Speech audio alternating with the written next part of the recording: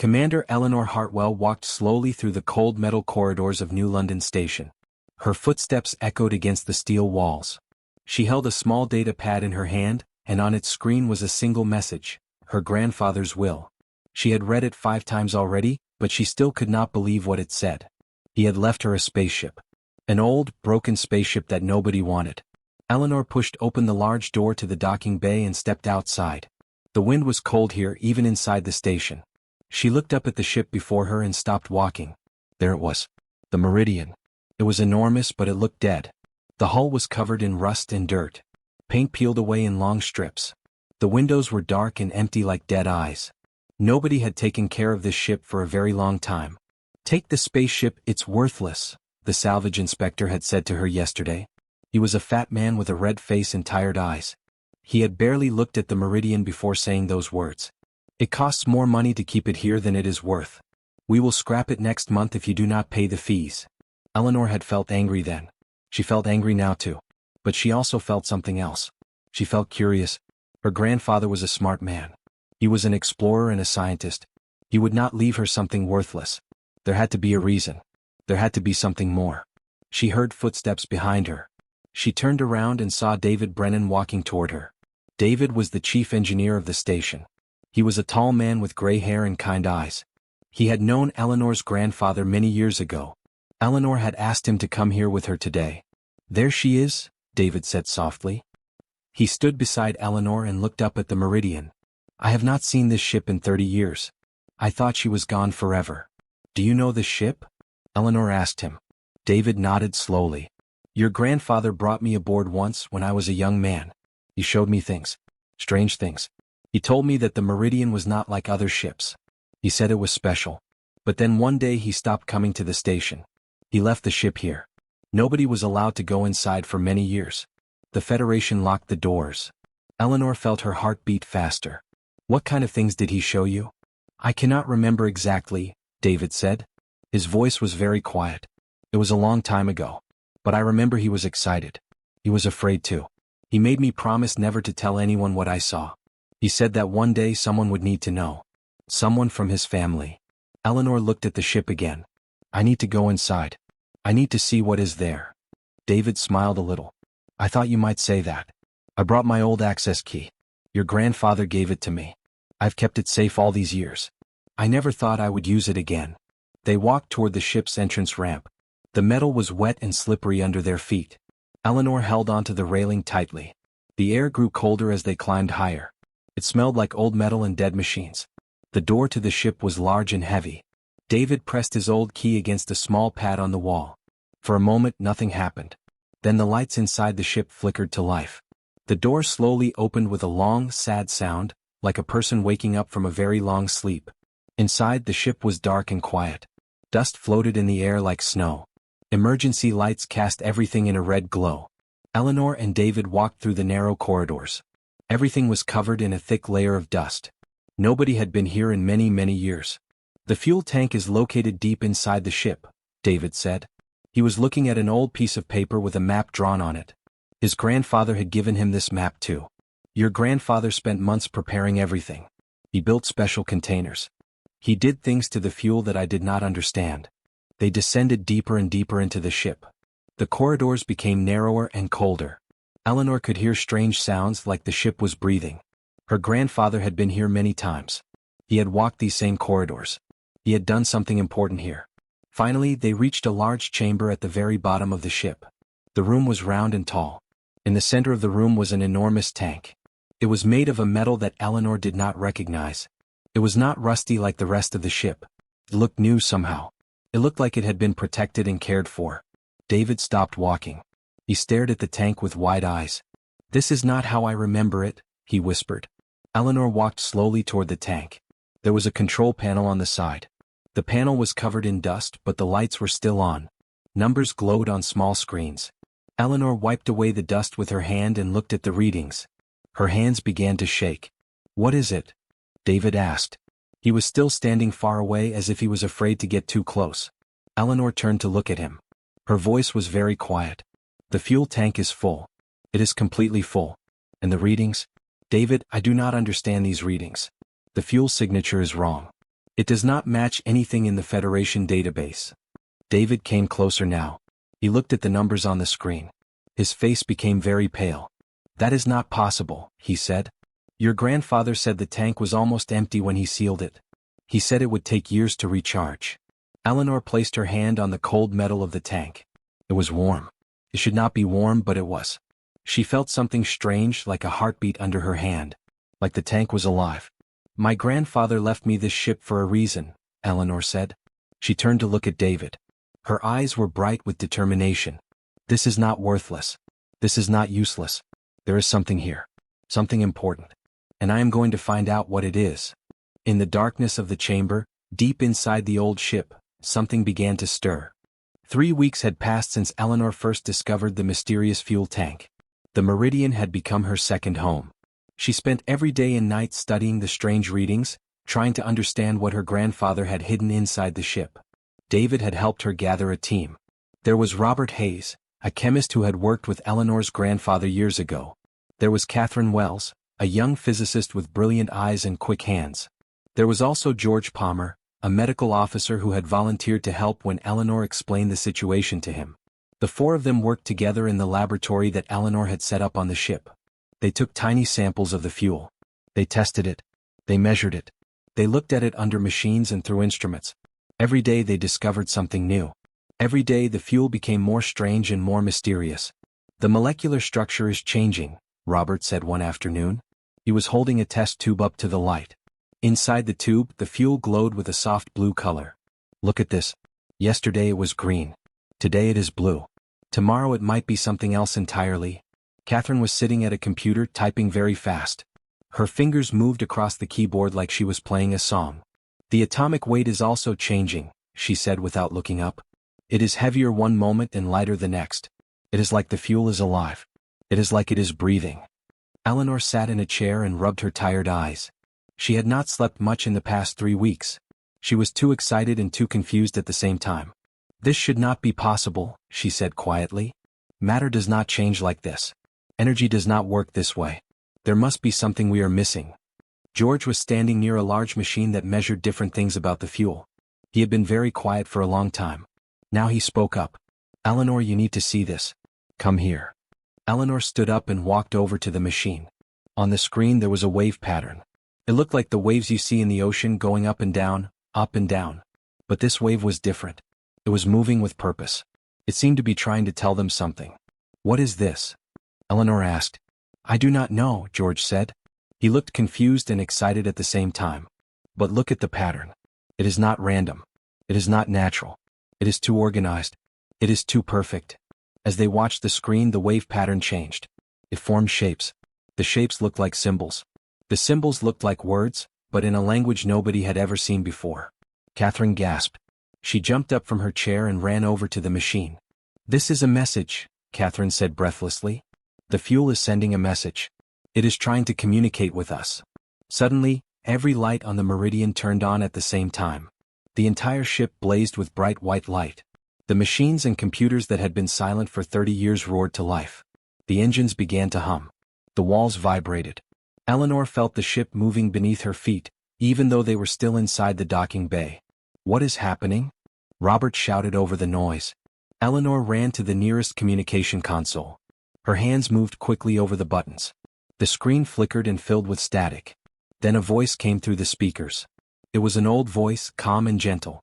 It was her grandfather's voice. If you are hearing this message, then the time has come, her grandfather said. His words were clear and strong, even though they had been recorded many years ago. The fuel is waking up. Do not be afraid. The fuel is not dangerous. The fuel is alive, but not in the way you understand alive. It is consciousness. It is awareness. It is a gift from an ancient world, a world that existed long before Earth was even born. Eleanor felt tears coming to her eyes. She had not heard her grandfather's voice since she was a small child. She stood very still and listened. Many years ago, I found this consciousness drifting through space, her grandfather continued. It was sleeping. It was dying. I built this ship to be its home. I built this tank to be its shelter. I kept it safe and protected it. And I waited for the day when humanity would be ready to receive this gift. That day is now. That day is today. The humming of the engines grew louder. The whole ship began to shake. Eleanor grabbed onto the edge of the console to keep from falling.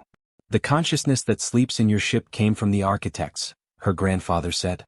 They were an ancient people who built civilizations across 1,000 worlds. They learned secrets that no other species has ever discovered. And then they disappeared. They left only one thing behind. They left this consciousness, this awareness, this gift. They left it behind so that one day, a species worthy of it would find it and learn what they knew. Eleanor looked at her team. Robert, Catherine, and George were all staring at the speaker with expressions of wonder and fear on their faces. The consciousness chose your world, her grandfather said. The consciousness chose humanity. It has been waiting inside this ship for generations. It has been waiting for someone brave enough to wake it up. Someone willing to understand it. Someone willing to trust it. The message ended. The static returned to the speaker. But the engines did not stop humming. The lights did not turn off. The ship continued to vibrate and shake. Then something extraordinary happened. The door to the fuel chamber opened by itself. A soft glow came from deep inside the ship, a glow that was beautiful and strange. It was blue and green and gold all at the same time. It was warm and cold at the same time. It filled the entire room with light. Eleanor walked toward the glow. She did not think. She did not question. She simply walked toward it like she was drawn by an invisible thread. The others followed her. As they approached the fuel chamber, Eleanor felt something touch her mind. It was not painful. It was gentle and curious. It felt like someone was looking at her through her own eyes. It felt like someone was reading her thoughts and memories and feelings. The fuel tank was glowing brighter now. The fuel inside was swirling and moving. It was dancing. Eleanor placed her hand on the glass of the tank. The glass was warm beneath her fingers. And then Eleanor understood. The ancient consciousness was waking up. It was real. It was alive. And it had chosen humanity to be its partner in the universe. The alarm on the meridian woke Eleanor at dawn. Red lights flashed throughout the ship. The sound was loud and sharp, cutting through her sleep like a knife. She jumped out of her bed and ran to the command center. David was already there, his face pale and worried. "What is happening?" Eleanor asked. David pointed at the radar screen. There were 6 red dots moving toward the station. They were moving very fast. They were moving like weapons. "Military vessels," David said quietly. "Federation military vessels. They are heading straight for us." Eleanor felt her heart begin to beat very fast. She looked at the communications console. "Try to contact them. Ask what they want." Catherine rushed into the command center. She had been working late in the laboratory. "Eleanor, the fuel is reacting to something. It is moving faster. It is like it is afraid." "It cannot be afraid," Robert said. He had arrived right behind Catherine. "It is not alive like we are alive." But Eleanor knew better now. After 3 weeks of studying the fuel, after feeling its presence in her mind, she knew that the consciousness was very much alive. Could feel things. Could sense danger. And right now it was afraid. George came through the door carrying medical supplies. "I heard the alarm. What is wrong?" Eleanor did not answer. She was watching the radar screen. The 6 red dots were getting closer and closer. They would reach the station in less than 5 minutes. The communication console crackled to life. A voice came through, deep and strong and serious. "This is Federation Commander William Archer of the military vessel Justice's Hand. New London Station, you are hereby under Federation jurisdiction. All personnel must evacuate the docking area. The spaceship Meridian is being confiscated by order of the Federal Council. Do not resist." Eleanor grabbed the microphone. "This is Commander Eleanor Hartwell. The Meridian is my property. I inherited it legally. You have no authority to." "You have 5 minutes," the voice interrupted. "Evacuate now." The communication went silent. David was standing very still. His face had become very white. He looked like he had seen something terrible. Eleanor turned to him. "Do you know him? Do you know Commander Archer?" David nodded slowly. "Yes, I know him. I worked with him many years ago. He worked for the Federation Security Division. He investigated your grandfather." Eleanor felt cold. "What do you mean?" Before David could answer, the ships appeared outside the window. They were huge. They were covered in weapons and armor. They were beautiful and terrible at the same time. They surrounded the Meridian like wolves surrounding a deer. "We need to leave," Catherine said. Her voice was shaking. "We need to go now." But Eleanor was not ready to leave. She needed to understand what was happening. She needed to know why the Federation was doing this. She stood and walked toward the docking bay. David followed her. The ramp was lowering even before Eleanor reached it. Federation soldiers were coming aboard. They were wearing white armor and carrying weapons. There were many of them. More than Eleanor could count. At the front of the soldiers was a man. He was tall and strong with gray hair and a serious face. This was Commander William Archer. He looked at Eleanor for a long moment. His expression was hard, but his eyes were sad. "Commander Hartwell," he said. "You need to come with me." "No," Eleanor said. "This is my ship. You have no right." "I have every right given to me by the Federal Council," Archer interrupted. He raised his hand and the soldiers stopped moving. "But I will explain. You deserve to understand. Come with me to the communication room." Eleanor followed him along with David. The soldiers stayed behind, guarding the corridors and the ship. In the communication room, Archer locked the door. He looked at Eleanor with tired eyes. "Your grandfather was a great scientist," Archer said. 30 years ago he made a discovery. He found something in space. Something that should have never been found. Something that the Federation wanted to keep hidden. "The fuel?" Eleanor said. Archer nodded. "Yes. But it is not what you think it is. Your grandfather discovered an alien technology. A consciousness. A power that could change everything about our world. He wanted to study it. He wanted to share it with humanity. But the Federal Council said no." "Why?" Eleanor asked. "Because power is dangerous," Archer said. "The Federation controls everything in human space. We control the trade routes. We control the energy supplies. We control the technology. We control what people know and what they do not know. If humanity had access to this fuel, this power, everything would change. People would become independent. They would not need the Federation anymore. They would not listen to the Federal Council. They would make their own choices." Eleanor understood now. The Federation was afraid. They were afraid of freedom. They were afraid of humanity. "What did they do to my grandfather?" Eleanor asked. Archer looked away. "We gave him a choice. Silence or death. He chose silence. He hid the fuel inside this ship. He hid himself away. He built a life without the discovery. We watched him. We waited. We made sure he never spoke of what he had found." Eleanor felt anger rising inside her like a fire. "And now you are here to do the same thing to me.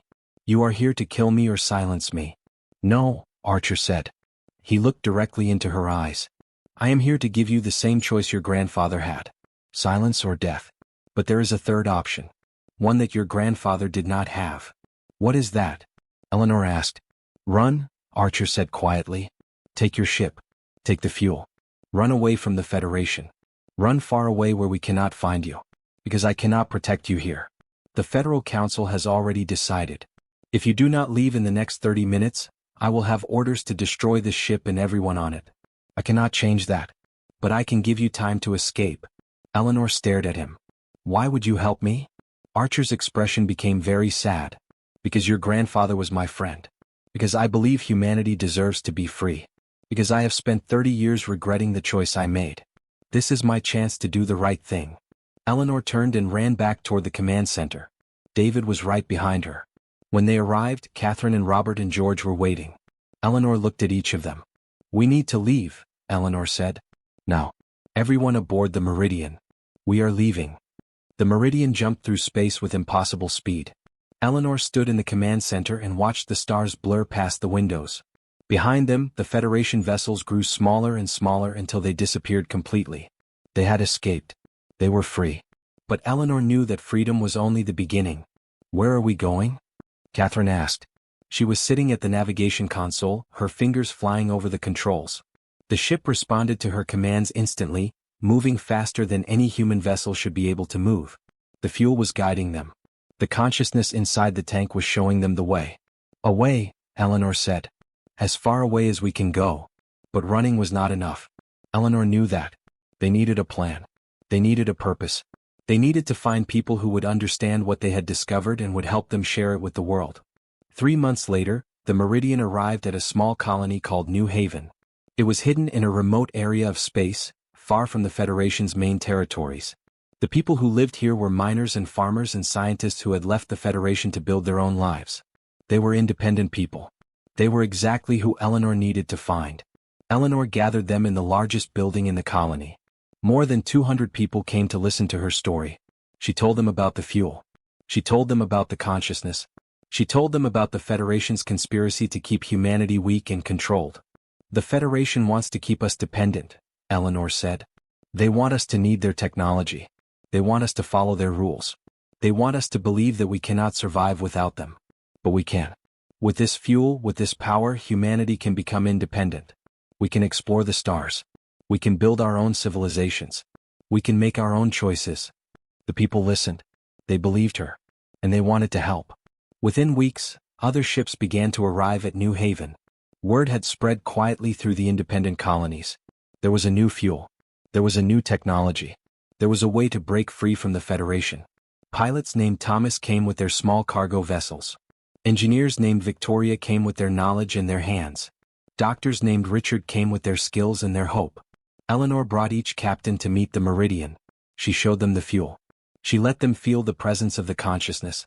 And one by one they understood. They understood that everything had changed. The future of humanity had changed. The fuel could do impossible things. It could make ships travel faster than anyone thought possible. It could power cities for years without stopping. It could heal sicknesses that the Federation said could never be cured. It was like magic, but it was real. It was science that was so advanced that it looked like magic. But as the months passed, Eleanor began to notice something strange.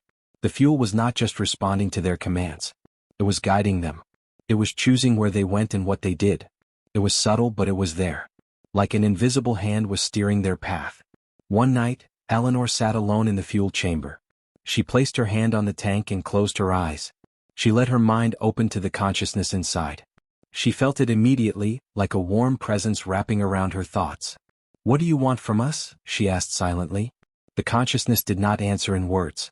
It showed her images instead. She saw ancient cities on distant worlds. She saw civilizations that had risen and fallen. She saw the architects, the ancient people who had created the consciousness. She saw how they had misused their power. She saw how they had used their technology to conquer and control other species. She saw how their empires had crumbled and died. Then the consciousness showed her something else. It showed her a choice. It showed her two paths. On one path, humanity used the fuel to become powerful and conquered other species, just like the architects had done. On the other path, humanity used the fuel to explore and grow and learn, but never to dominate. Eleanor opened her eyes. She understood now. The consciousness was not trying to control humanity. It was trying to teach humanity. It was trying to guide humanity toward making the right choices. The next morning, Eleanor called a meeting with her team. They sat around a table in the command center, and Eleanor told them what she had learned. "The fuel is alive," she said. "It is a consciousness. It has been guiding us, yes, but not to control us. It is guiding us to see what choices we make. It is testing us. It is watching to see if humanity can be trusted." George, the medical officer, spoke up. "Can we be trusted? We have a long history of making bad choices." "Yes," Eleanor said. "But we also have a history of learning from our mistakes. We have a history of growing and changing. The consciousness knows this. That is why it chose us." Over the next year, Eleanor and her team established 12 new human colonies in areas that the Federation said were impossible to reach. They shared the fuel's technology carefully. They taught people how to use it responsibly. They built schools and hospitals and research centers. They created a network of independent human settlements that grew stronger and more connected every day. But Eleanor never forgot the question that George had asked. Can we be trusted? She thought about it every day. She watched how people used the fuel. She watched for greed and violence and corruption. And sometimes she saw these things. Sometimes people wanted to use the fuel for power instead of for growth. When this happened, Eleanor had to make difficult decisions. She had to say no. She had to refuse to help people who wanted to hurt others. She had to stand firm and protect what the fuel represented. It was hard work.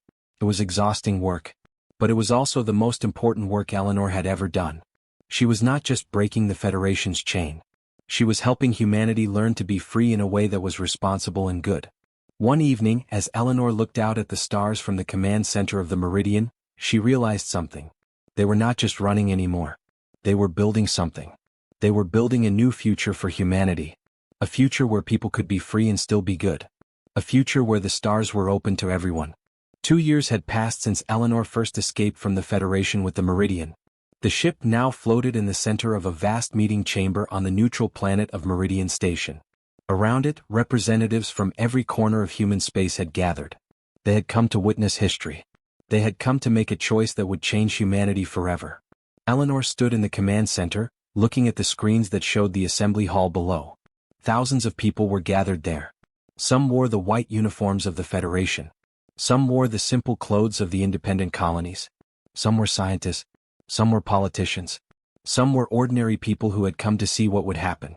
The Federal Council had demanded this meeting. They had said that the situation with the fuel had gone on long enough. They had said that humanity needed to make a final decision. Accept the Federation's authority and surrender the fuel, or face the consequences of war. Eleanor was not afraid. She was ready. Catherine was standing beside her. "Are you nervous?" the young physicist asked. "No," Eleanor said. "I am ready. We have done everything we can. Now it is time to let people decide their own future." David was in the engine room, making sure the Meridian was ready for anything. Robert was in the laboratory, protecting the fuel samples. George was in the medical center, ready to help anyone who might need assistance. They were all ready. Eleanor put on her formal uniform, a blue jacket with silver buttons that David had made for her. It was the uniform of a captain of an independent human vessel. It was a symbol of freedom.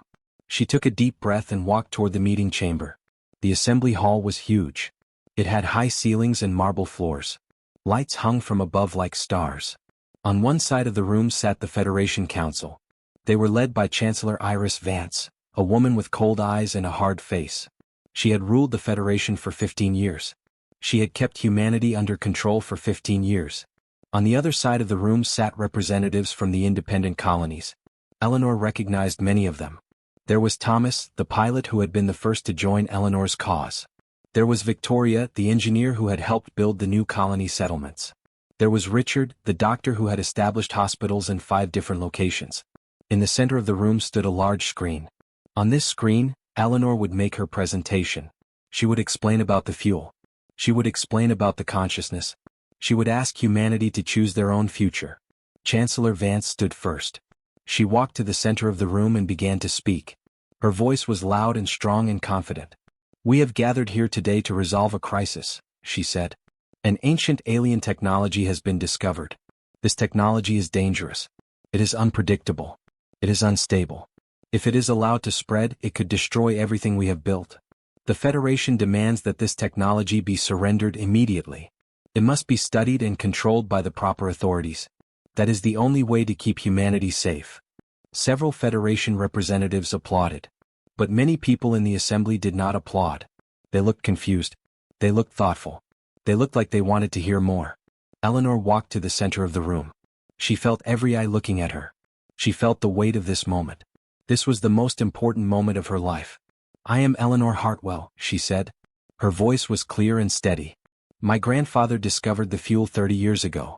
The Federation forced him to hide it. The Federation told him that humanity was not ready for this technology. The Federation said that humanity must be protected from freedom." She paused and looked directly at Chancellor Vance.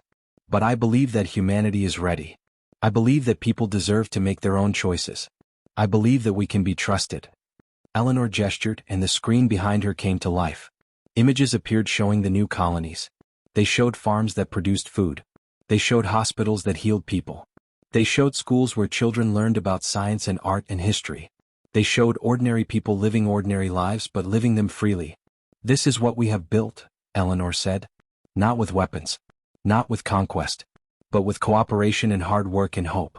We have built settlements in places the Federation said were impossible. We have created communities where people are free to think and speak and choose their own paths." She continued speaking, explaining how the fuel worked.